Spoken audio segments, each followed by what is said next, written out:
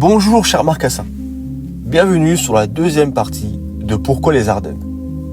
Au 5e siècle, l'Empire romain vit ses dernières heures et laisse peu à peu la place à des peuples barbares, parmi lesquels les Francs. Cette nouvelle occupation s'accompagne d'une rapide expansion du christianisme et d'une installation progressive de la féodalité. Dès lors, et jusqu'au XVIIe siècle, soit plus de 1000 ans, l'histoire de notre territoire peut se résumer ainsi. Pillage, guerre, conflits de voisinage et révolte. En effet, au 9e et 10e siècle, les Vikings remontent la Meuse et pillent ses abords. Et les terres de l'Est voient l'incursion des Hongrois. Dans le même temps, les seigneurs locaux occupent leur journée à se taper dessus.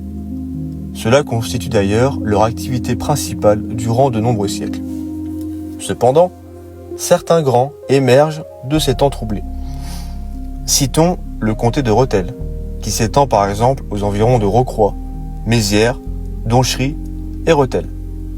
À la fin du XVIe siècle, rajoutons des principautés comme Sedan ou Château-Renaud, des territoires neutres que sont Revin, Fumay, Fépin, Montigny. Enfin, des territoires appartiennent à des princes étrangers. Tel est le cas de Givet, possédé par Charles Quint. Au cours des XVIIe et XVIIIe siècles, ces espaces sont peu à peu rattachés au roi de France. Sedan est cédé en 1642. Le duché de Rethel est vendu à Mazarin en 1659. Et les territoires neutres de la vallée sont donnés à la France en 1769 par l'Autriche. Ainsi, à la veille de la Révolution française, le territoire ardennais est sous l'autorité directe du roi de France.